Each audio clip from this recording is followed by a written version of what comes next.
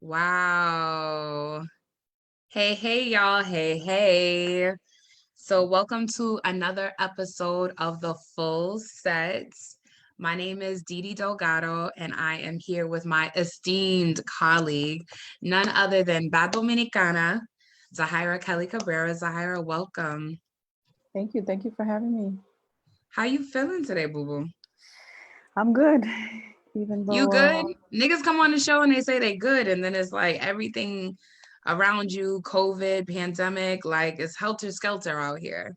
every motherfucking day feel the same. So what can I tell you?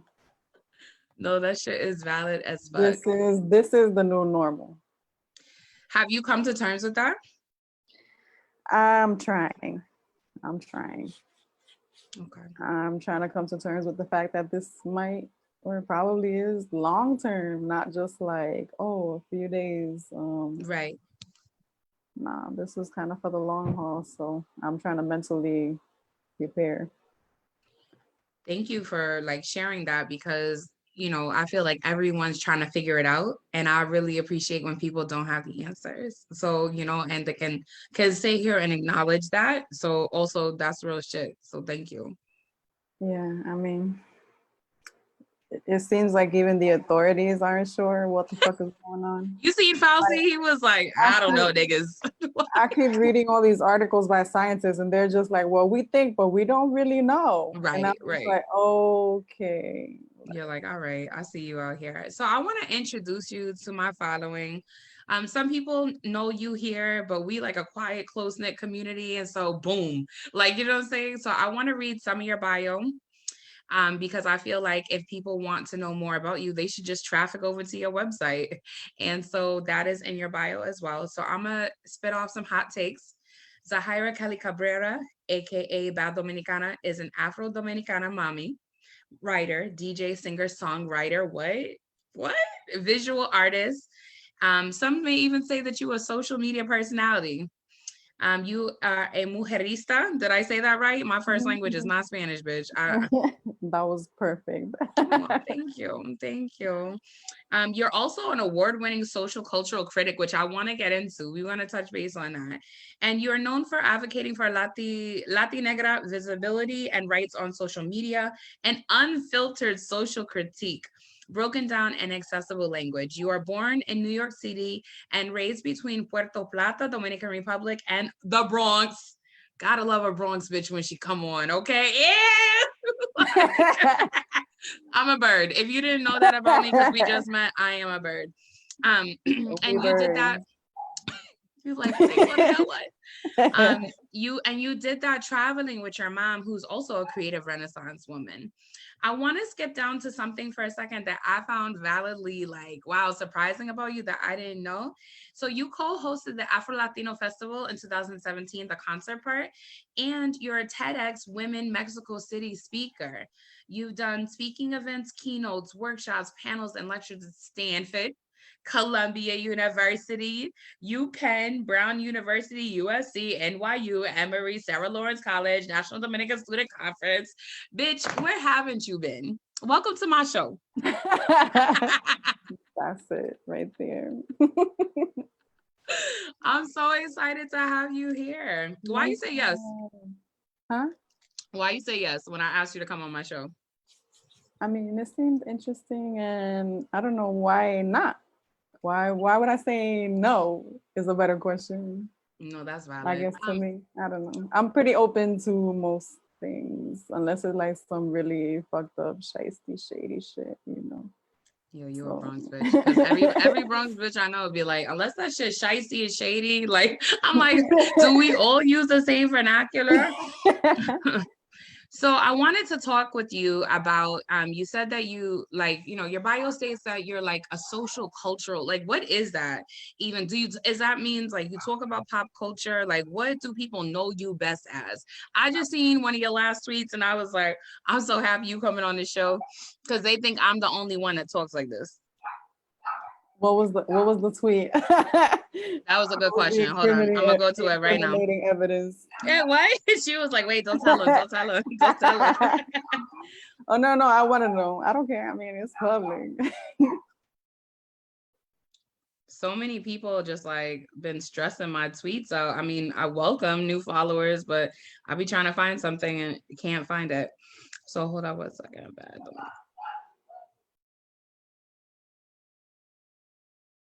Okay, so first of all, your new Twitter name is I don't owe you a discussion. I really wish you would have accentuated with a bitch, but I mean, it's fine. The tweet was about your pussy, and now it's like all these retweets you got. So I was like, they think that, I mean, like there's a couple of us that are on this platform on Facebook particular that we do talk about pussy, but then it's like, if you talk about your vagina, you can't talk about nothing else, right? Like you get hot box, so to speak, and you are a social cultural commentator. And so like, how do you navigate being politically like welcomed into spaces like Stanford and Columbia University, where they're very apropos, right? And then still be able to be your fullest self, a badass Bronx bitch, pussy popping on everybody. Like, it's just like, to me, it's natural. Like, are we not multidimensional beings? Like, all of those parts are part of me. Like, right. it's just like a holistic take on life. Like, all of that is part of me. Me joking or me talking about sexuality or look at my pussy or talking about mini shit or, critique on politics or Afrolatina shit. It's just like, that's what it is to live a full fucking life as like a Right. whole ass fucking human being. Right. Like, I don't exist in like a tiny fucking box. Bitch, let me see your nails. Speaking about where you exist. What? What? Are you doing your own nails? Tell me the Yes, truth. I am. What? Bitch, I will drive the 2 hours to selectively social distance with you. Look at my What? little. What? My Nobody little. is open. The fuck? That's why I did it. Like, these shits was like halfway grown off. One of them Look had at look, I'm froze. missing one. I I try to do it hate. at home. There is nothing more demoralizing to me than Thank having you. busted motherfucking nails. Like, Thank I just you. couldn't. I I just feel like all of this is excellent. And then here is my demoralization right here. like, nah, I can't do it. It's like it's self-care. It's like everything else is going to shit, but can my nails at least be cute? Like, damn. Yo, I don't even know. What is that? A matte gray? It's like I don't know, it's like chrome, silver chrome And or she pulled whatever. out the chrome. We not friends no more. That's fine. Okay. I'm sitting over here with like my Essie and shit, whatever, and my fucking bum ass. I lost the nail and I'm trying to glue it back on, and you over here with a full set. Oh, on the full set. Okay, miss. I see you out here, sis. Thank you. So I want to talk to you about some of your art. So I know that you have many different art forms going on. You're a DJ and you're also a visual artist. Like, which came first, the chicken or the egg? Did you start DJing first, or were you, because that's audio art to me, but were you a visual artist, or was it like a fluidity that like happened with both? um I started out my life as a visual artist, like illustrating and stuff, because my mom, she went to school like for fashion design, even though she never got to actually properly do it. Right. Like, she was always a seamstress, like designing and making stuff for people from home, aside from her other job or whatever. So like, that's where I get the whole multi-dimensional shit. Like, that's survival. Like, doing 8 trillion shit at the same time. Like, that's Right. just how you fucking get by in life. But I was mostly into illustrating and painting and that kind of shit. Eventually I discovered that I could kind of sing, and that was like maybe my tweens or something.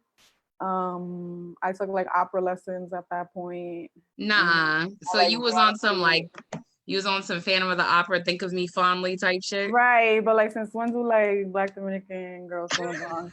Like, since when are we opera singers? Right, that's just like, They will never let a Black girl be Sarah Brightman. We're gonna have to oh, like come on. keep at it. All we Like, get is the show tunes. honestly, I just remember that clip. Have you seen that clip of Whitney Houston singing opera? No. Like, that bitch does not even sing. Like, she did not even sing opera, but she sang it better than all of these fucking bitches Real, that are like, I gotta go oh, watch that. like, you gotta like look that up on the internet. So it's just like, it's not that we can't. That part is clear, you know. Right. Um, but I guess just art in general, like visually, musically. Like I also sculpt and that kind of shit. So it You just are a kind of goes. sculptor, like you put your pretty nails in some clay and you play around with it. I don't even like making I've been grits because of making this. miniature sculptures with my fucking nails. Like, literally. At one point I was selling them like as 3D designs to put on your nails. Okay, all right. I see you out here. Um, but yeah, like it's just like I'm just a creative person, so it just kind of happened. And then like with the DJing is like I really love music, obviously, and one of my friends started teaching me because he thought that I would be good because I always like had like good playlists or whatever. So it was just like it happened naturally and I kind of had a knack for it and I don't know, that just started happening. That's so amazing because it's like I don't know if you have ever done a set for somebody, but for me, I'm the bitch who annoys every single DJ everywhere I go. I'm like, excuse me, can you play my song, please? Like, I don't really care. Like, I know that the whole artistry of DJing is that you do what sounds good to you, right? And then a bird bitch like me from East 180th and Tremont come up and be like, can you play Wale? I feel like I mean there's a lot of DJs that will take your requests. No, they always do. I know you I won't though. I know don't you won't. take You look like you requests won't. It's though. fine. It's fine. Like I just map out the whole set like very, very precisely beforehand and like this is what I'm gonna do and that's like what I do. I'll take So hints or go ahead. whatever on genres, but yeah. So what's your favorite music? Favorite music. That's Or hard. like, is it that gonna be one of those things where like you're very sensitive about art and music and you're like, it's really hard to pinpoint? The reason it's hard to pinpoint is not only am I a multidimensional person, I'm a bicultural person. Okay. So like my music catalog from birth is like a bunch of Latin American stuff and like shit from Okay. Spain So let me ask that's you, popular in Latin America. who And is your favorite bachata artist? probably I would say maybe Frank Reyes, something like that. Frank Reyes. Okay. All right. Me over here with my Dios Corsarante, but okay, I'll allow it. Thank you. And then like as far as like hip hop, like did you go through that weird alternative stage that all of us bitches our age went through? I always loved hip hop. Like that 1990s alternative music? Of course. I I'm just from the wanted Bronx, someone to be on my so it's side. just That's like all. no. Like the shit that I listened to, it was like my tapes were like Crisscross and fucking TLC, and then it was like Green Day and fucking Smashing Pumpkins or whatever. Like that was the thing back then. Right. Um, You should maybe I'll tag you. Me and Shamel Bell went back and forth for like 4 hours at 1 o'clock in the morning. Drunk. Well, I don't know if Shamel was drunk, but I was drunk as a skunk. And we were just like slamming each other with songs that like we missed out on from the 1990s or whatever. And now I feel like the old bitch in the club actually. So thank you. but So yeah, no, I listen to all kinds of shit really. I think that's dope. And you must listen to opera too. I mean, you out here la I la do laing like it. I like classical music too, but I don't listen to that as much. Like I'm more prone to listen to like R&B or Let me ask you about code switching reggaeton and and some classical shit like music. So when you get around like certain individuals, especially those who have class privilege, and they be talking, I know I'm asking because this is what I do. They be talking they shit, and I take my 4 facts about classical music and I be like, well, I like Mahler's Eighth Symphony. Okay. Like, do you do shit like that? You know what? I don't. It's I just kind me. of I wanted you to be I on my be side. It's leaving okay. them hanging. Like Yeah. I kind of don't care. I know the hipsters used to be impressed with my taste in indie rock or whatever. But I don't talk about Like, that Zahira, tell us more. Like, really. You've heard of the Mars Volta, and I'm just like, yeah. it's like you can't even be How dare inside like what yourself. you like that? Like, yeah, I like a lot of shit. So Like, it's the assumption, and it's like you can't even be inside of yourself without having to explain why you like it as a Black femme or as an Afro-Latina femme. mhm. Like, you're like, I wanted to talk too, before we get into all of that. I saw like pre-COVID, I saw that you had dropped a beat, and the single is called "You Could Be," right? Mm-hmm.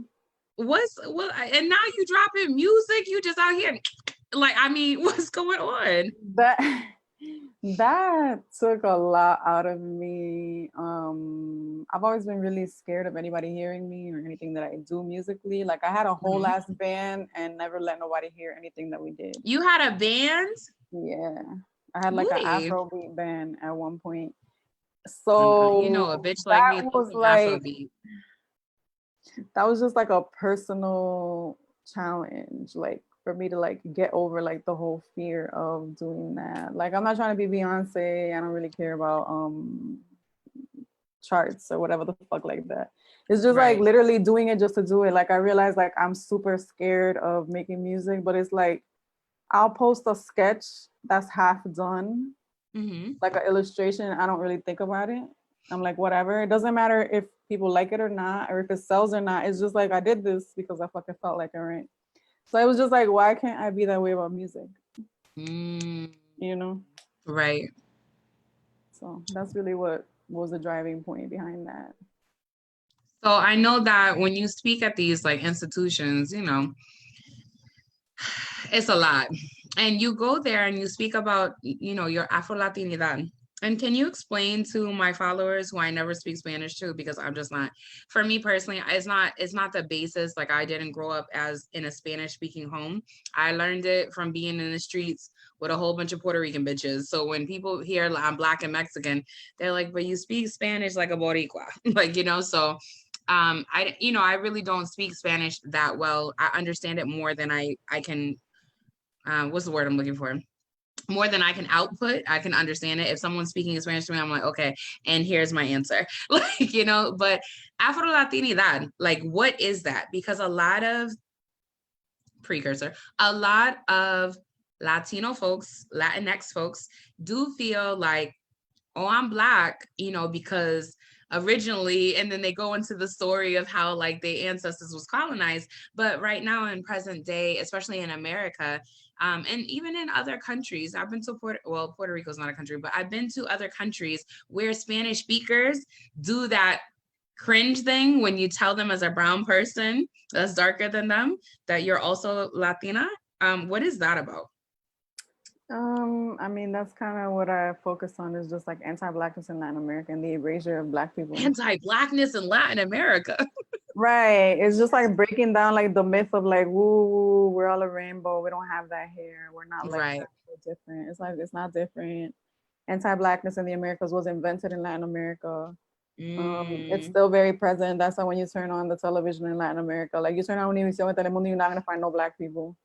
You none, know, not a it's one. because it's not because we don't exist. It's because like they don't want us to be visible. You know, so my work comes a lot from that, just trying to figure out like how to navigate that. The whole Latinos who don't want to accept that you're one of them, and then living in the United States where you know people don't really want to comprehend the fact that you can be both Black and Latin American. And it's like it's 2020. I would really like for this shit to be over already. People to get the fuck over it and just deal or whatever. But like all the time, like I realize like damn, like y'all really still stuck on this shit, like for real. So I don't know. That is what I end up doing my talks about, just like breaking down the history and the present reality of just like we're not a fucking rainbow. It's not all kumbaya. Right. And like I'm annoyed with the fact that I have to even say like we exist because like it's been 600 years. Right. A lot of your posts I've been reposting, and I think I told you this off camera that I've been following you for quite some time. Because I'm not saying that there are other people out there who aren't. I just haven't come across them yet. You're unabashed and you're unapologetic in your defense of anti-Blackness. In your defense of being anti-Black. And there was a tweet that I had shared from you when you were talking about, you know, the natural hair movement and how like everybody's trying to colonize that shit. And then you even went further and you were talking about why white women cannot wear turbans and head wraps and how it is cultural appropriation. And the white women were so mad at me that I shared your shit that I had women in my inbox talking about, you don't know what you're talking about. My ethnic group is, you know, a Romani Jew, and we did and I'm like, the fuck? Like, you know what I'm saying? Like, both things could be true. What do you think primarily the issue is when we say Black and it's not in the context of which people expect us to be angry, or, you know, even if we were angry, like what is the pushback about Blackness? Why would you even talk about anti-Blackness in the Latin community if people who are Latino or Latina or Latinx feel like I'm Black? I could say nigga. You know, like, you know, what is that about? If I really paid attention to whether or not I'm going to have pushback or whether or not people are going to receive things at all, or much less like, well, or whatever, like, I guess I wouldn't say anything at all, honestly. Right. This is just shit that's on my mind. I'm thinking out loud. And I like that you say that. I don't owe you a discussion. I said what the fuck I said. Yeah, no, I mean, honestly, it's just because people are really disingenuous when they say they want to discuss things. They don't want to discuss things. They want to beat you over the head. They want to misunderstand you. They want to have like an exhausting back and forth where they don't listen to anything you say. Right. So it's just like, we're not having a motherfucking discussion like that. It's just, that's not going to happen. I don't have the patience for that no more. I've been on the internet for 10 years. I've been getting hate mail since basically day one, just for questioning white feminism. You know, I used to be polite on the internet. You question white feminism? Can you believe I see you out here in these streets. No, I believe you. It's just like when I was like trying to be polite and agreeable and like, I don't know, civil, like I still got tons of hate mail. So I just took the fucking gloves off. Like, I don't care anymore. Right. Basically, like, y'all gonna be mad anyway. I'm gonna say what the fuck I'm gonna say. And if you don't like it, well, you know, fucking write a motherfucking essay about it on your own motherfucking page. Like, I don't care at this point. Like, I remember one time it's too much. You said, damn, I've been sharing your shit even back in 2017. I really identify with a lot of stuff you said. You said it before, you weren't born socially conscious. You was raised with fucked up beliefs too. And I took a step back and chose to do better. You can too. The first step is admitting to yourself you dead ass wrong about vulnerable people and don't know shit, and then choose to learn and remedy the problem. And I just wonder about, like, you know how you say you talk about like you're unapologetic and you just like, I said what I said. I'm not here to debate what I said. Like, you know, unless you choose to. What do you think it is about people who are like, why are y'all terrible? Like this cancel culture. Like, I know a lot of times that people will be like, oh, well, you could just be not a shitty human being. And I'm like, I agree with this. And also there was a time when me being a respectable activist was not a perfect person, especially 2012, 2011, you know what I'm saying? And there's room for growth. Do you think that there's ever a time where people could stop judging you based on something you might've said 10 years ago? People are gonna do what they do. We see that a lot. Like, it'll be like some celebrity and they'll be like, well, you said this in 2007. And it's just like, you know what? I believe that it's valid for people to feel however the fuck they want to feel. Right. You know, people don't have to be like giving you, I don't know, the leeway to be like, okay, but growth or whatever the fuck. They're not obligated to. At the same time, it's just kind of like, the other reality is people do change. It could be for the better, it could be for the worse, you know, whatever. So like, there's absolutely no way in hell I'm the same person that I was 10 years ago, 5 years ago, 3 years ago, last year. I'm not the same person I was yesterday. Right. You know, I'm not the same person I was this morning. So it's just like, you know, both of those things exist at the same time, and you can be mad forever. And I'm not even gonna, whatever. It's like, it's literally your right to be mad. Right. Forever. Right. But the other reality is like, people do progress. Right. So it's just kind of like, in the matter of Kanye West, because I like to talk about niggas that are contrarian, because I have run into a lot of contrarian bitches on my Facebook page. In the matter of Kanye West, he has said some problematic shit throughout the years. He said some downright harmful shit. He he with a white woman. I mean, it is what it is, right? And there's like this dichotomy that he exists in where he's like this artistic genius, and he may not be, I don't know, I haven't made the decision yet. He may not be on the same level as a musician who's caused egregious harm like R. Kelly or Chris Brown, right? And so like when we talk about Kanye, I feel like we do these things, it's not about Kanye. I feel like we do these things to each other where we're like, it's one size shoe that fits everybody in every situation, and we have to flagellate each other. Like, what would you like to see? Because you and I briefly talk about this. Like, I was like, I'm just tired of like something I did 4 years ago, 6 years ago, 10 years ago, being the catalyst for fodder for bitches that don't like me anyways, right? And like, how do we move past that? I'm nearing 40 soon. Yeah, it's like it's shit that maybe you did fuck up, and then it's also like maybe you was committed to misunderstanding me those 5 years ago, and maybe you are still committed to misunderstanding me today in 2020. What the fuck am I gonna do about that? That's You the know? question you would say. Like, what do Um, you? and it's like, what can you do except go the fuck on? Like, I don't know. Like with Kanye, it's just like, yeah, he hasn't done harm in those ways. I don't know that he's all there, or Right, whatever. He's living his life, problematic as it may be. He right, don't actually affect my life whatsoever motherfucking ever. So I don't pay attention to his ass. right. Um, but you know, it's just people do a lot of fucked up shit and say a lot of fucked up shit. Um, and they do a lot of shit to cover that too, to cover Do those you tracks. think that we Like should a lot ever of have a cutoff period?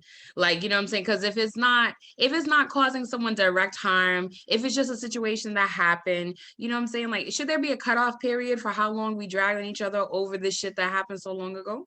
I don't think that there could ever be a cutoff period. Like people are going to do what the fuck they do regardless. There's no Mhm. law that's about to be instituted to stop any of that shit. But like I can also say that like people have harmed me and then basically vilified me for knowing that they harmed me. And they do that every day. Right. Like every day there's somebody who came to me on some harassment, on some threatening shit. And then it's like when I clap back and it's less than nice, then I am the motherfucking aggressor. You know what I'm saying? They Yeah, I know become the what you're saying. victim. So it's just like, you know, then that becomes like, well, look at how evil she is. And it's just like, what is the actual situation? Things are not that Right. simple, you Right. know? And people pick and choose according to who the fuck they like as Right. well. So it's just like at this point with me, it's like it's been 10 years of me just like dealing with all this constant motherfucking back and forth and just like people vilifying you just because you said shit in a tone that they don't like, Right. even if they know that you're right. Or just like Explícame like claro. literally for your ethnicity too. There's people who just straight up don't like you because like being Afro-Latina means there's people who literally just don't fucking like you because you're Afro-Latina. That's the thing, you know? And there is no right way to be that. Right. Like say for example, I literally dedicate my entire social media presence, not because I'm paid to do it or whatever. I could have chose to like make my social media presence about cat pictures. Okay. Right. Hmm. This is what I chose to be pro-black women, right? And it's like it's still people who will come into my fucking mentions and be like, oh, Remember that one time that you were anti-black? We're gonna keep talking about it. they'll be like, oh no, but you're not sure in your blackness. You don't claim it. You are. You're not pro-black. It's just like at this point, like there's literally nothing else that I could possibly do. If I've Right. already dedicated 10 motherfucking years of my life to this shit, what the fuck else do you want from me? Right? Right. There's all these other ain't shit ass fucking people who are going around being ain't shit every day of their motherfucking life. And they get to be black, they get to be whatever the fuck they're just like an ain't shit person. You Even know, they like love Rachel I'll be like, Dolezal now. it, They love that bitch it'd now. be like Bill Cosby is a shitty person, but do you say that he's not black because he is a shitty person? Right. You know what I'm saying? And it's And just even so, like, they defend him more in his blackness. They say he's being called a shitty person because he's black, as if those two right. things cannot exist separately. Yeah, I don't know. Like it gets like really complicated and more like people are xenophobic. People have a chip on their shoulder. Like there's so many people like who go on campaigns because I blocked them, and it's just like, bitch, you was bothering me, so So I you blocked blocked, your we ass. talk about this a lot on my page because I'm convinced that people lie, that they, I asked a question. I said, do you have Black women blocked? And every single person, whether they was Black or not, came in was like, no, Black women are all we have. And then like you wait 6 months, and in the span of like one argument, you've blocked 4 people out of solidarity. Like, you know what I'm saying? Like, I think that we have a penchant to not be honest with one another. For me, I talk with Not my just friend. Go ahead. no, but not just that, but it's just like, okay, so let's say you are a black woman, and 75 of y'all came to my mentions to harass me. Am I supposed to take it just on the basis that you're black women? Or do I get to fucking preserve my motherfucking mental health in my personal space and be like, can you not? It's just like the internet, my page is like my house, right? Mm, So just because you're a black person, you get to be in my house doing all this shit that's fucked right. up, just talking like crazy to me. And I'm supposed to like sit there and take it and be patient about it because you're also black. Like, no, I'm sorry. Right. We Like, talk about this I a don't owe you lot. that. I don't Like owe you that. I don't owe anybody when we discuss intersectionality, right? A lot of times I have let people do the most because I'm like, oh, they were formerly incarcerated and that's not a walk that I've ever been on. And so I want to be careful about how I respond to this person, because am I being, authoritative in this way, and it might be triggering. Or if the person is fat, I weigh almost 300 pounds. So if the person is fat but dark skinned, am I allowed to also call out their behavior? And if I call out their behavior, I got to check the fact, if I'm not being anti-black, that I'm actually calling out their behavior for what it was. It is very complex, and I feel like a lot of times people literally treat it as if it's black and white. And so I hear you about like, what would it look like if so many, like a Zoom room meeting for the women or non-men or whoever started coming into your mentions, and it's like, okay, I could sit with the critique, but if y'all are doing this every day, retweeting this, that, and the third, it's like, at some point, I got the lesson, sis. You don't need to flagellate me with it. You know what I'm saying? Like, I caught that lesson. So I appreciate you, even Yeah. like, because I don't have the answers. I posted something from Adrienne Murray Brown yesterday, and it was like 3 questions that she has about what is accountability? Like, what does that shit even mean? Why are people not curious? And she said she thinks that the answer is people are afraid that it will be done to them if they don't join in on the festivities, so to speak, the bloodletting, like, So, and I know I used to do it to people. I used to block people and be like, oh, I didn't like what you said to my homegirl. Nothing else was done to me. Nothing, I just didn't like it, So I just wish we could do better. I wish Um, we could sit sometimes and just be like, do I need to keep engaging in this conversation? Whether I'm being the person, you can make that determination. But if you're being the person that's the aggressor, do I need to continue this conversation? What is it bringing me? Is it bringing me resolve? Is it bringing me, and I really feel like we don't have the answers, and we just keep acting as if we're coming from a place of integrity, and we really may not be. So thank you. I want to talk about relationships. Could we talk about that for a second? sure. Thank you. So a lot of my relationship advice, like when I think about being a bad bitch, I think about you and like 10 other Black women I follow, right? And you be like, you had said something, you was like, you shared a story. I don't know if you remember the tweet. It was from August of last year. And you was like, this one dude was like, well, if I'm not gonna save money by living with you, then we should live separately. And you was like, who the fuck told you my purpose in life is to save you money? Black women already sought after y'all so y'all could pay pennies for shit is worth thousands, right? So what is this like phenomenon that like we supposed to make things easier for the men or for the partners that we're dating. Like, you know, like we're just supposed to give in and say yes because I'm romantically linked to you. I am no longer a bargain bin bitch. Yeah. Bitch, I still shop at El Mundo. You mind your business. I claim my bargain bin bitch pass. Okay. I refuse to be that again. Right. If you're not improving my circumstances, I'm good on you because I'm good already as I am. Definitely not here to fucking save no man money. You're not going to be on a budget with me. Like I'm going to help you. Like you supposed to be like giving me money. Right. Like ain't shit equal out here.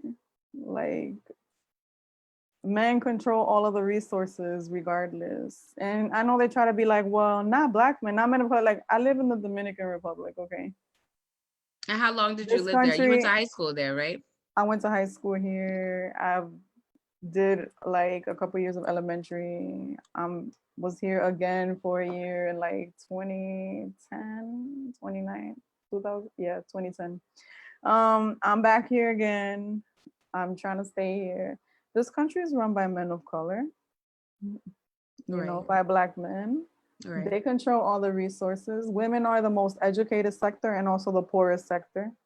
So that's out the window. Just getting an Right. education did not fix it. Right. The other situation here is like once you turn 35, people don't want to hire you anymore because you're getting older. They want like It's an young, pretty ageist issue girls. out there. Yeah, so it's just like, all right, so you don't want to give me a job past 35. So what am I supposed to live off of if not a man? So I'm gonna just die? Right. You know? So like you can't complain about gold digging when you literally do not allow women the same amount of fucking access to resources is my thing. Right. And like, okay, I'm doing what I can on my own. I'm subsisting fine, thank God. That has not always been the case.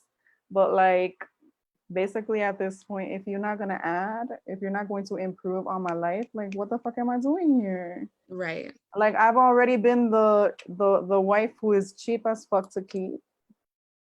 Ended up literally homeless. You know what I'm How long saying? were you married for, if you don't mind me asking? I was married for 8 years by accident.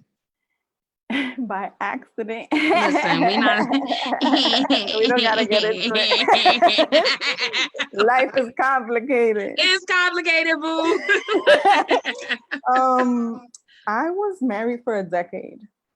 So it's just like. Are you still gonna get that SSI check? Is all I need to know because I got $10 on it. I'm not No, getting fuck it. nothing. I didn't get nothing. Like I said, I ended up on the street, you know. It was like just like centering my whole life around a man or whatever. Right. And just also being maligned and treated like shit because of money problems basically. Like feeling like you had to like depend on them, and so you're like, okay, well, I'll cater to this bullshit, or not even consider it bullshit and just things you had to deal with. It was like being pressured into having a family, and then when they gotta pay the bills for that family, then they have a problem with paying those bills with that family. You're a mom. So it's just like at this point, I'm like, if you're not happy and prideful to be paying the goddamn bills, Right. I'm good. I've been through that already. I'd rather pay them myself. Like, yeah, you just said earlier this month, you was like, as of the last few years, I stay ending up with men. I have a whole it's weird. I have like screenshots and like the topic is men or whatever, like, and you heavily in my rotation. You said, as of the last few years, I say ending up with men who do my housework, cook, fold my laundry, offer to shave my legs for me. And I never knew this from jump. So I'm going to say that my selection skills have improved greatly, even if it don't always work out for other reasons. And I appreciate that because me and my stylist was talking about, not on that bullshit, you got to give them something to respect. But if I don't respect me, then you definitely not like you going to find the inch to keep it moving a mile. Like, you know what I'm saying? Like, And I just went through something similar. I had to tell my I'm getting married in July, but I had to tell my husband, I was like, no, that's not the agreement. And if it's not the agreement, then I don't know what to tell you. You know, and that's love still, because it's Yeah. love from myself. It's not Yeah. me being a bitch or like societal, oh, she's got high standards. Like, what is that? What are you separating me from other women for? Why can't you have high standards? Because I'm Black, I'm not supposed to desire to be treated well and with respect. That's my thing. Also, Like, because fat, like, also because whatever, like, you know what I'm saying, non-educated, like, oh, you should take what you get. That's what society tells us. no, I've been going into it with just like standards. Like, this is what I deserve. This is what I need. If you do not provide that, I am not even going to go down that road with you to be like at all. And I guess like Right. that makes all of the difference. Um, there's a shit ton of people out there that are not going to do shit for you, and I'm just not interested in that. So yeah, like just going into it knowing like that I have a certain standard that I need in order to like stick around in your life, like that helps. And even being honest, just be like I'll shoot a nigga some, I'll shoot them like my fucking Venmo link. I'll be like, all right, what's up? Right. They don't say no to me. Right. They will send me my motherfucking money. Right. Like they know what's up. And it's like if they wouldn't send me the fucking money, then I just wouldn't fuck with them. And then you know what's up. And I had a situation like that. Someone I was dating, BK famous or whatever, is the cheapest motherfucker I know. And now I understand why, because he was entertaining several of us, you know? And it turns out that like when coronavirus first appeared, this nigga, I have him blocked on every major platform. He's blocked from my iPhone. This nigga found me on Marco Polo. When's the last time you used Marco Polo? Ma'am. I And so forgot that existed. ma'am, so did I. I never deleted it from my phone and said you have a new Marco Polo app. And he's like, yeah, I could never forgive myself if something happened to you in Egypt. I said, well, you should like not forgive yourself forever then, Block. Like, I mean, you know what I'm saying? Like, so I really feel like it was when I asked for money. I was like, yo, I'm in a tight situation. I might have to move. You think you could put something towards this like fundraiser that I'm doing so that I could get first class and security? He gave me money. He gave me $50. And I'm like, wow, I'm a silly bitch because I made sure that nigga had flights. I made sure that nigga had food and all this good box. You understand what I'm saying? And so we have to scale back, I think, sometimes too, from knowing what our worth is. So my question to you is, how, if someone was coming into their own and was just like, okay, I know I deserve better, or I don't want to be alone, like where can they start to like find that self-empowerment to be like, I'm a bad bitch, I could do this on my own, I don't need nobody's help, and it would be nice to get help, but I would rather do it myself so I'm not dependent on somebody's son or daughter or they. Right, right. I really wish that somebody had told me that I could ask for more for myself, honestly. Um, and that it was okay to just like wait it out, that you don't got to take whatever the fuck comes your way. You can't wait it out until it's right. And if it's not right ever, then honestly, that's still better than being stuck in a fucked up situation, like long term.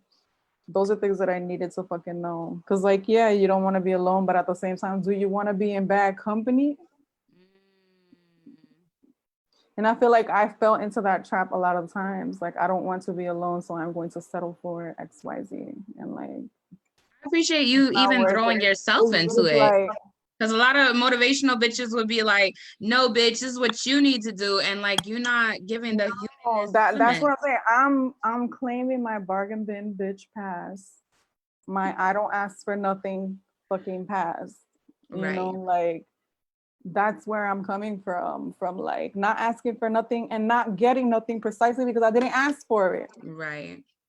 Like Do you think that, I mean, not do you think, I feel like it has something to do with societal pressure and messages given to us from a very young age. I think about all the Disney movies that's supposed to be for kids, but it's super romantic, always talks about some bitch with a problem, this nigga come sweep them off their feet, like, you know what I'm saying, and nobody had to ask or whatever, but that's not the niggas we know. Like, you know what I'm saying? Like, I hate it here. Closed mouths don't get fed is the only thing that I learned, basically. And no, ideally you wouldn't have to say nothing. I'm still waiting on that part to happen. Actually, it's kind of, I'm almost there. I feel like I'm there. Mm-hmm. I've at least met a few who is just like, I'll literally just post any old shit on the internet. I'll be like, I want this or whatever, but I just don't feel like spending on that right now. Suddenly, bam, I have it. It's so wild You know? because a white And woman it's could just say like, that same thing, but we say that and we get seen as grifters, panderers, this, that, and the third. Oh, she just out here soliciting. Yup, bitch, pussy popping and titty popping. And I want my fucking Mickey D's delivered to my and house. I don't post that like because I expect anything, because clearly we're used to not expecting shit. But like I'd be surprised when it happens. It's like, oh, so you actually sent me the money for that? You actually got me this. Like it should happen without you having to like be like, Right. hey babe, can I have That this, should this, be this, this, baseline. We're not talking about Black exceptionalism or Black feminism. We're saying that this is baseline. Like, you know, yeah. niggas No. love to quote city girls. And then literally when you talk about the things that you deserve from other people, people are like, oh my God, she's money hungry. She's hoeing. And yes, I am hoeing, but I don't deal with men who do that shit. Like I'm only dealing with you if you understand that you are getting great things from me and I'm worth it, mm, you know? your And you should eyebrows want to see reaffirm me. for me. Your eyebrows reaffirm for me. You worth it, bitch. Like you should want me to be comfortable and happy. And if you don't, then you're not the nigga for me. Like, Right. you know? I shouldn't have to make a Um, case for that. I have a question from my dear friend Monique Alvarado. She's in Cali right now. She said she would want to ask for your unfiltered Bad Dominicana advice for mujeristas seeking to find their inner revolution during this time. How do we be audacious badasses? How to be an audacious badass. I think that you need to like basically see yourself as somebody that you are worthy of being and be yourself, you know? Mm, I always tell people like don't be like me, be like you, like the best mm, version of you, you know? Being audacious, like I feel like you can't like just build confidence in like a day or whatever. But it's just like do try to like get comfortable with yourself, with who you are, you know, and just like understand like you're worthy of like all of the fucking great things. Nobody's perfect. Nobody actually has to be either. I always had all these thinkings like I have to look like a motherfucking mannequin. I have to be this, and this. I have to have a degree. I have to have this lined up like a very specific motherfucking idea of who I need to be in order to be worthy of fucking anything at all whatsoever. right. Like you need to understand like you're already worthy now, whatever the fuck it is that you are, whoever you already there. And like start from there, you know?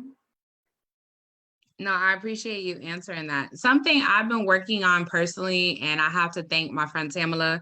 She's Cuban American and she's dark skinned. My mother is half Mexican, which makes me a quarter Mexican and all the way black, all the way. And you know, I think about you being a Dominican woman and being black Dominican. Like I'm looking at you. I mean, I don't know what else to say. And also something I'm trying to unpack with me is the aesthetic part. As far as not so much looking Spanish, whatever that means, right? But like the code switching, I know you say that you don't get involved in it, but I just wanted to lift it up because you know, two Spanish bitches get in a room, whatever, everybody got a problem with it. I need to acknowledge the way that it's very easy to slide into the other category.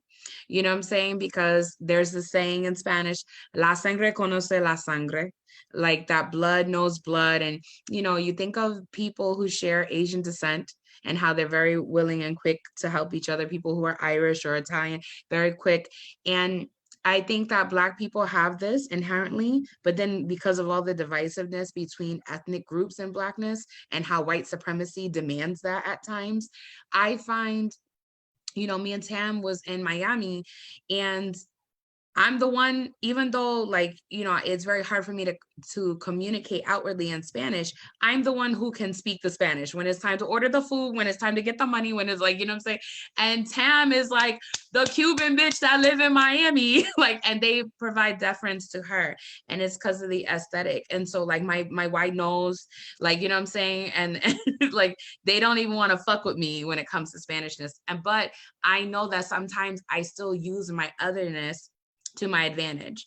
And I think that people need to acknowledge those things, because I know that there are people who have class, who are Black, that have class privilege and use their otherness to their advantage, right? Even though they may still have family who's cash poor, or they're not so far 2 paychecks removed from being cash poor themselves. And so like, what do you like, are you feeling me on that? Like that we just need to be cognizant of like the way that, yes, we are pro-Black, yes, we are Black, that our Absolutely. Latinidad is not separate, but it's like this entity that like is woven into, and it's literally something that people try to take from us. Like, I don't even fuck with the fact that I'm Mexican half the time, because I've dated people and I've been in relationships with people and I've been in just social settings with people that they were like, oh, okay, donde eres? Like, where are you from? And I'm like, oh, my mother, you know, I'm American, I'm Black, but my mother is Mexican. So if that's why you were confused about my looks. And then they go, you're not Mexican. Like, you know what I'm saying? And I feel like I want to write little light skin Spanish tears in my journal. They don't even think I'm Mexican. But you post to my Black following and they think that I look Spanish. So it's just been a very interesting journey for me. And I just want to acknowledge the ways in which I will continuously fuck up and not have all the answers and still try my hardest. So, you know. Yeah, I talk a lot about that. It's a strange place to navigate. It's like I'll go into Latino spaces and they'll refuse to speak to me in Spanish. Like, despite the fact that I'm like a light-skinned Black girl, whatever the fuck, that's still outside of what they deem to be Latina enough or whatever. Right. In a lot of cases. So there's that. And then there's also, I acknowledge that like if I walk up into a Black space that's not Latino, like there's an exoticism and fetishism that goes along with being a Dominican woman, basically. Right. Regardless of like the skin tone, like you could just look at, say, Amara la Negra or whatever. I wasn't going to bring it up. The way that like they do her, it'd be like, well, she's appropriating Black womanhood. She paints on her skin tone. And like I understand that that's like basically pushback on the exotic shit, Right. you know. But it's also like a denial of who she is, because it's just like you can't. I've seen pictures of her from youth, and she's you that cannot say color. that she's not Black. You know, Right. it's just like, but people will still say that she's not, because like they still understand her within that context of that like white supremacist, anti-Black, colorist shit that says that Latina Black girls are different from you. They're somehow above or better, less Black, like all of these things or whatever. I definitely like, hear Amara La Negra's argument that she doesn't understand where she fits in. And almost just now, I almost got a little Spanish on you. She doesn't understand where she fits in. But then I think about, on the flip side of that, someone like Sin Santana, who, even though she apologized, she's Dominican, and she has said that, like, I don't know, like Black men love Dominican girls, like, you know, like, and it's like, yes, she was wrong. Yes, she apologized. Sin is also coming to it from like that same weird ass like, well, Dominicans are not the same as Black girls. It's like that, like anti-Black fucking separation, the exoticism, the we're not like you, whatever. And it's like that's where she's coming from, and that's why it's fucked up. It's like also her not acknowledging who she is, in the But context. then she uses it as the blackness as a crutch. Look at my Right. nose. She kept saying, look at my nose, look at my nose. And bitch, we know you had Yeah. a wide nose. We knew you was black until you separated yourself from blackness. Yeah. Now, Yeah. do So you it's think that like, yeah. historical trauma is to blame for it? Or do you think that light-skinned black girls and light-skinned Spanish girls have this penchant to know that they fit in the other category and they can navigate that space very well? I do know that a lot of people use that without really recognizing like who they are within spaces. It's just Right. like, Because I felt so bad for her, especially since Joe was cheating on her. I mean, does it really matter, boo? Men are trash. I know they're probably going to ban me from Facebook now. It's fine. it's Joe. First of all, it's men. Don't Okay. you hate that You old know, ass Joe ornery man? also that the other thing about that is being Afro-Latina comes with that fetishism from black men as well. You know, like say Joe Budden, like who was his other girlfriend? I think she was Tahiri, she was also Dominican. also Dominican. And it's just because there's like the whole exoticism shit. So it's just like I get the apprehension about Afro-Latinas because maybe doing that shit. You know, like You're like, they be at doing that the shit. at the same time, it's like the space is still a black girl space. Like I'm from DR where like sex tourism is huge here. People come here for the exotic black girls, but they come here to sexually exploit. Right. You know, they're not here like you guys are worth a lot. They're here like you're a budget whore. They're like, you know, like when men get mad at me on the internet, they'll be like, I don't know who the fuck you think you are. I can buy a girl like you for $35 on the beach. You know? So it's Wow. just like, and then they'll be like, well, what do you expect? Like, we like cheap, pretty girls, you know? And it's just like, that comes with its own anti-black shit. It's just like another fucking tonality of it. It's like wrapped up in all of the exoticism, the colorism, the anti-blackness, the whatever. But it's like at the same time, like it lands us in a space where we don't actually have this structural power that people think that we do. Like when you actually look at it, it's like, do you be having Afro-Latina bosses? Where are all the Afro-Latinas running things? Do we actually have like these, like, do we actually have the fucking money and structural power that you think that we would have according to what you think is that exotic positioning, basically? And it's like we don't, Right. and that's because we're black. It's precisely because we're black, you know? So it's just like all of that shit exists at the same time. You know what I'm saying? Thank Like you for we're saying. exoticized, but at the same time, it's like you can't find a bunch of Latina Oprahs or Beyonce's or Serena Williams or Michelle Obama's or whatever the fucks. You know, like So, whatever the just like, and I mean like positions where you're like Maxine Waters. Like I can name like all of these people who are like in positions where like they at least have money or some kind of access or whatever the fuck. There's not a, you can't find a list of Afro-Latinas that have that. right. Especially not in Latin America. Honestly, the only way that we have some sort of access to that kind of shit is when we leave Latin America. Right. You know, And even like we sometimes have not to be even go ahead. outside of America. Like say for example, like there's all this controversy with Cardi B about is she or is she not black, blah blah blah, like problematic. Wasn't gonna bring it up, but go ahead. But like, listen, at the same time, Cardi was not going to have a career if she had lived in Latin America. Women like her do not have careers in music in Latin America because while she is a light skin, that's still too black for Latin America. You know what I'm saying? You look at the music charts and who is doing whatever, you look at the TV, you look at the politics, you look at the upper classes, what, there's none of that. You know what I'm saying? Like she had to literally be in the United States in that positionality of a light-skinned exotic black girl in order to get to where she was.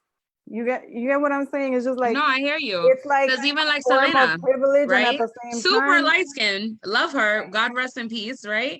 I don't even know if that's the saying anymore. Rest in peace. I don't know. Rest in power, right? Selena was a very light skinned woman, but she had very she didn't have Afrocentric features other than her nose, but like her hips very much is not a Latina thing unless you acknowledge the blackness in Latina, right? And so I know that like before she did her crossover, she was popular, but she wasn't popular until she colonized. And, you know, and people are going to be mad at me. I'm going to be getting Mexican hate mail. You're not really fucking Mexican, bitch. And how dare you talk about Selena's? Like, I got so much hate mail once for joking that Selena looks Afro-Indigenous.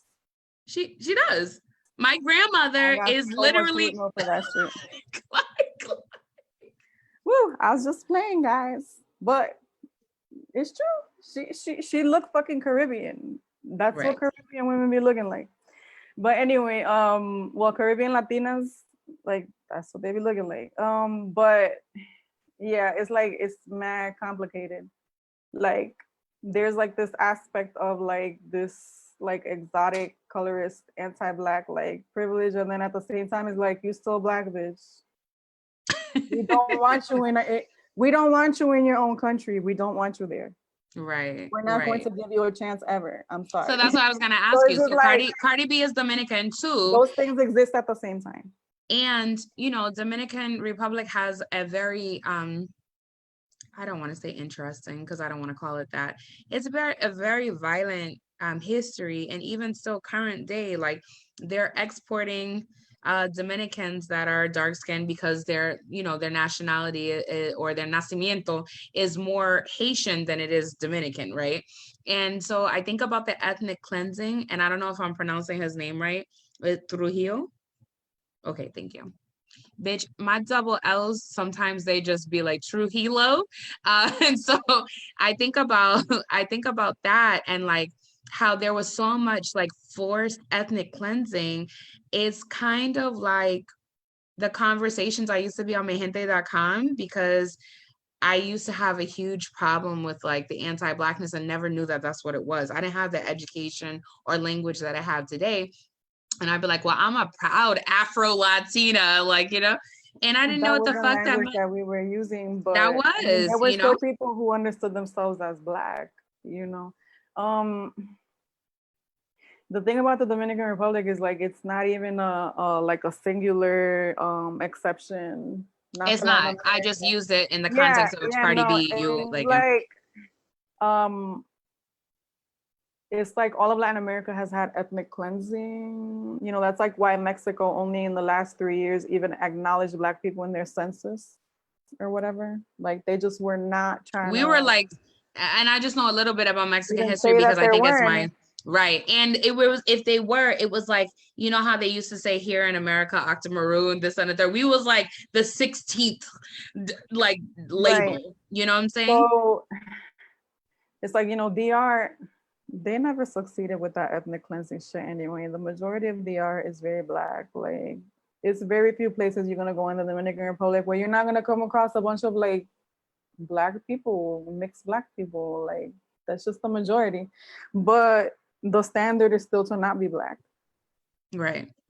You know, if you open up the little magazine that's like the high society in the newspaper every Sunday, you're not gonna find no nappy hair in a country that's majority nappy hair.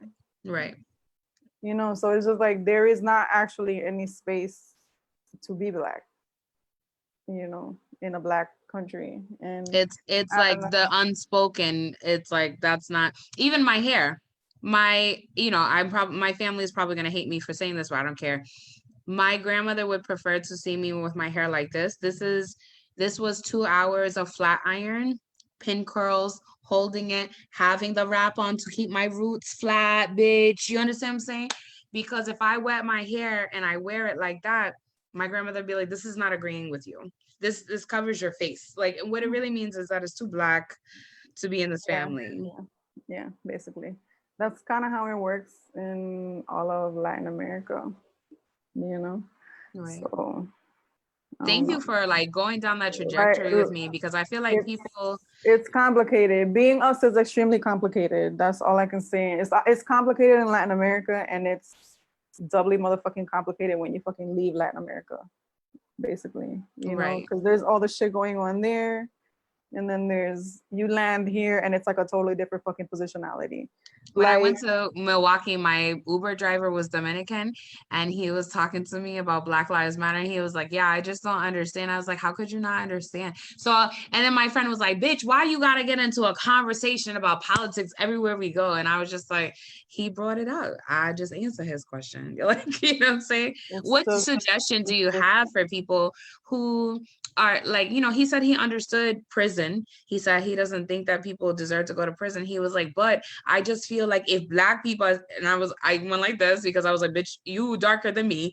He was like, if Black people were to like just work harder, then, and I was like, is that the false American dream that a lot of immigrant people are given? And I would say not even Spanish speaking persons that are Black. I would say even, everybody. right, like, you know, the diaspora, like, and so like, is that this American dream that we're given? And even like in colonized countries where they're not coming here but they're living under British rule, French rule, like, you know, that if you just work hard and pull yourself up by the bootstraps, mira la bien, you're gonna have success, you're gonna, like, you know what I'm saying, like. I mean, that's like a classic anti-blackness, and Latin Americans do it too. Anytime I ask, like, why, where are the missing Black people in all of Latin American basically power structures? You know, always somebody is going to come in to say that we're a minority, so we don't matter, and also that we're just not good enough. We're not working hard enough. We're not talented enough. We're not smart enough. You know, like basically, essentially, we're marginalized, and it's our own fault. We're just not being up to par, you know? So people bring that from their own countries, and it just like forms like fucking Voltron. And this is my nerd person coming out, right? Please tell me It's just about it. like Erica they Hardston is come, coming on June 3rd. Let's talk. and it's just like the US has its own system that's so much like that. So it's like they'll come here with this anti-blackness from like whatever, Asia, Latin America, wherever the fuck, the Caribbean. Uh-oh. She said the Um, Asians got some anti-Blackness too.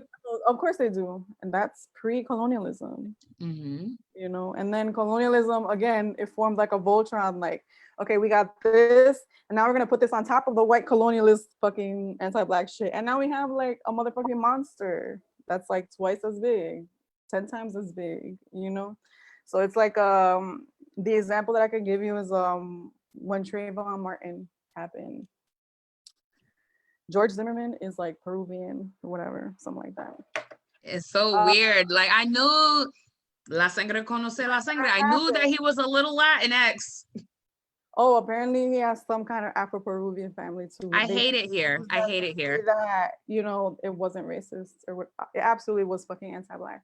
But here's the thing, when that happened, Latin Americans were trying to wipe their hands clean, talking about like, he doesn't represent me. I have no idea what he was doing. We're not like that. And it was just like, you're absolutely fucking like that. Right. You were like that in fucking Latin America, and then you come here and you're comforted with the fucking anti-Blackness because like anti-Blackness rules the United States. So you're like, you fit right in into Right. the fucking Voltron. Like your fucking machine and monster came and was like, you locked right in to the motherfucking Right. shit. So just like that wasn't an exception. Like everywhere in Latin America, Black people are in fucking danger for being Black. They're in danger in the Dominican Republic. In Mexico, like I've seen interviews where Black Mexicans say that they're afraid to leave their towns because sometimes they don't make it back. You know, like what does that tell you, right?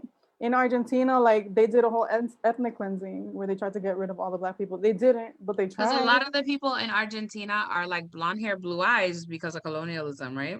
Because ethnic cleansing, they brought in hella Italian and German people, Polish Every time people. I think of that Spanish Um, speaking country, it's like, I was like, what is this? Spain reinvented? I mean, Like, just a couple of years ago, they were like, literally, the police was going into indigenous villages to burn all of the people's fucking houses and shit like that. Argentina's like really brutal when it comes to stuff like that, but like that's normal in Latin America. Like I was in Colombia, and like they're afraid to leave their towns too because they're Black and they're poor. Like they're targeted not just by the government but also by the guerrillas. Basically, the I was guerrillas like thinking, will capture them on the highway. Like it's normal for them to lose Black children right. just for trying to leave that municipality and go to like say into the city to buy something.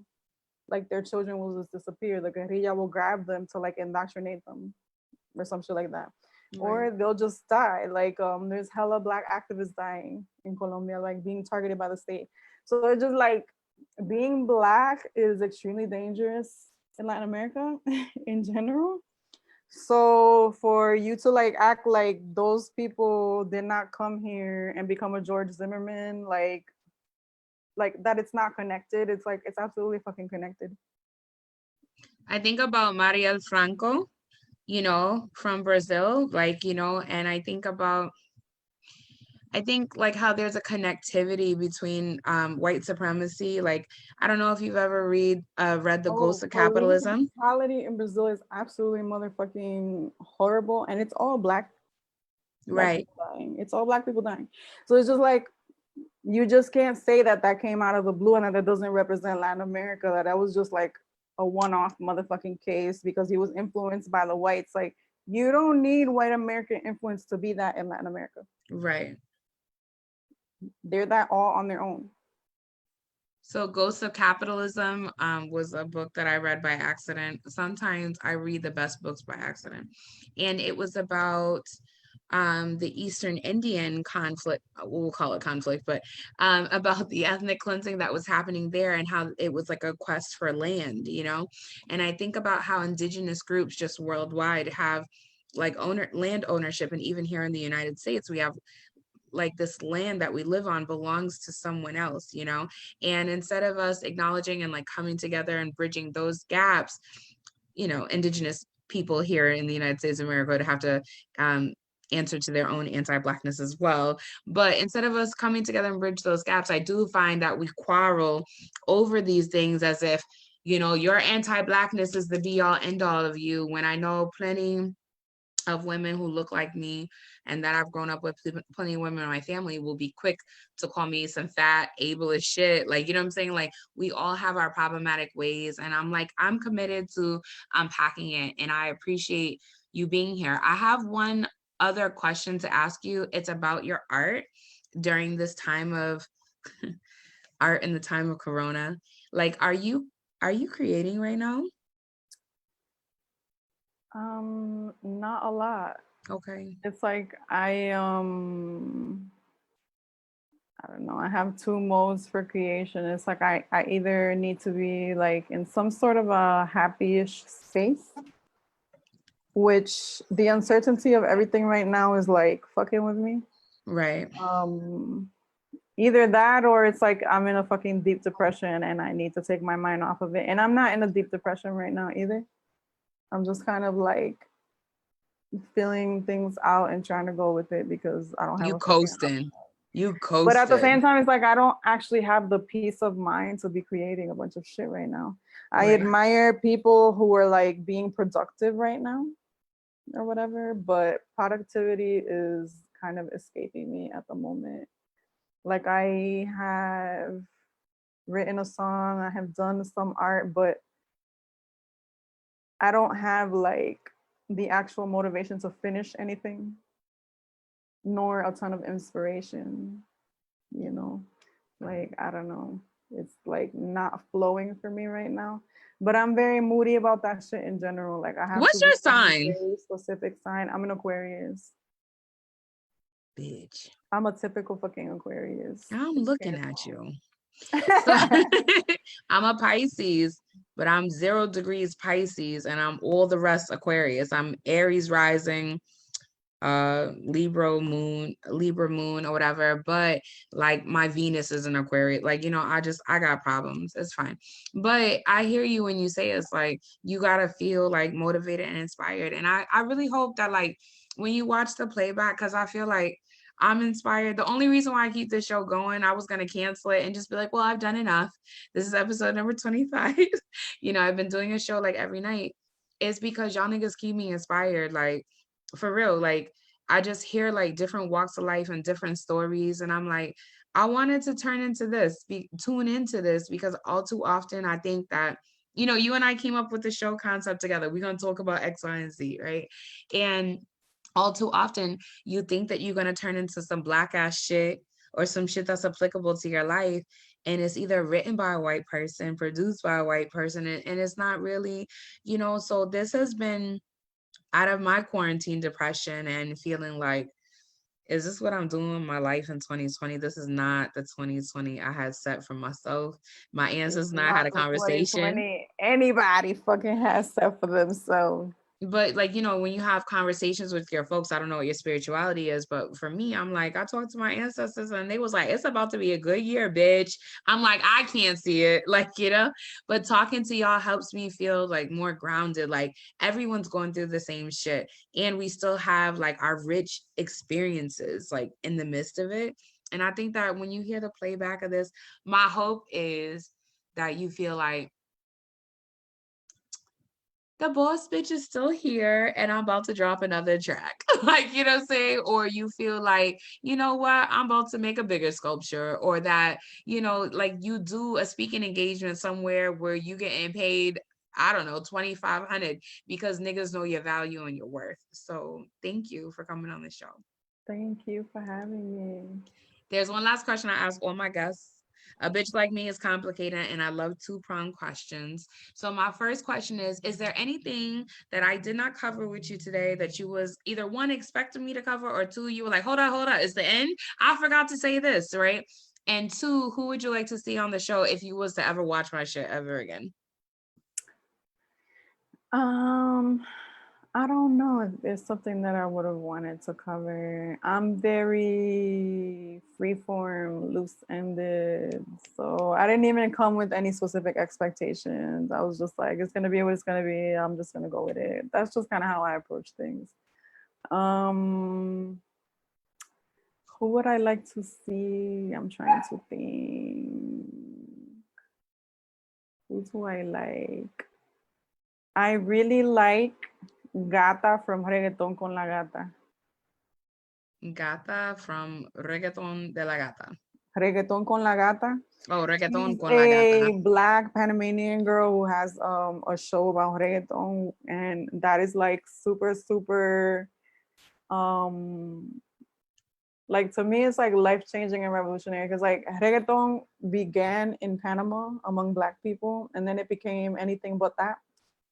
You know, there's no space for Black girls in that, much less Black Panamanian girls. And she's like curating all of it. Like I'm a music fanatic, obviously, but she's also like tackling the issues of like anti-Blackness and just like she's like super knowledgeable on the music, on the history, on everything. And I don't know, I just like to see us winning in that way. I don't know. I wrote her name down because I'll be with my little doodle pad. But do you know, speaking of Panamanian and reggaeton, this has nothing to do with it, but almost. I don't know if I'm pronouncing it right, and I'm hoping you could help me instead of being one of those people that be like, for a long time I meant to say that, I'm being serious in Spanish, and I'd be like, en serio, like, and the people never corrected me for like the longest time, and I hated everybody after a while. But do you remember the group LDA? They were on the Reggaeton Latino song with Noriega, Fat Joe, and like Looney Tunes. I don't think I'm familiar. So they're at the very end of the song, and they're two, I don't know if they're brother and sister, but they're two very dark skinned folks. And the girl's name is Orquídea Negra. And she's so dope. Like the way that she sings the I can't believe I'm about to sing this. She's like, esta es nuestra herencia latina, la voz que representa. Like she just went in, and like her voice and her vocals was dope as fuck. And I never heard from her again, not because she's not producing music, but it's because of what you said earlier. There's no Blackness is space. suppressed. Like No, her there's no voice space I for have it. goosebumps now just from singing her fucking lyrics. Yeah, no, it's the kind of shit where like, oh, well, maybe if she had tried to have a career in the United States or something like that, maybe. But in Latin America, that space just doesn't fucking exist. It just doesn't. You gotta leave. When you're us, you have to leave to have a chance, basically. Right. Because we're still Black, you know? She's like tapping the ponytail because we still Black. Bitch, I hate it here.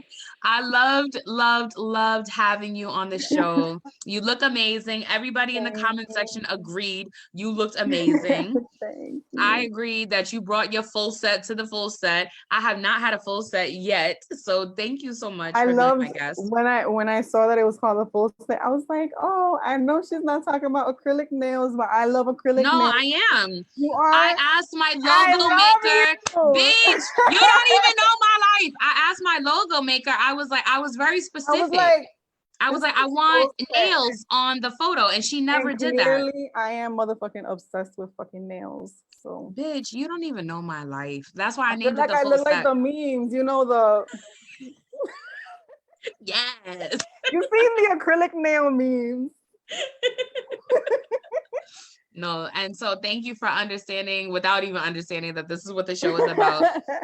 The full set came out of me feeling like I go to the salon once a month or at least once every 3 weeks, and I get my nails done and I sit there for 3 hours and my friends be like, why the fuck does it take you so? I said, because I don't get no fucking fill. I get a full set. Like, you know what I'm saying? I only got fills, but bitch, that should take like 3 hours. First of all, these bitches is long as hell. Second, these are simple, but I be like it's some complicated ass shit. I know my nail Right, ladies love and hate me at the same time because it costs mad money, but I'm right. annoying as shit because it take 3 hours.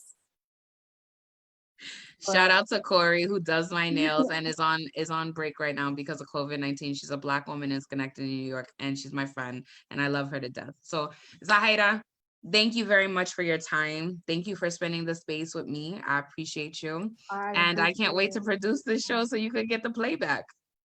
Thank you for having me. All right, peace, y'all.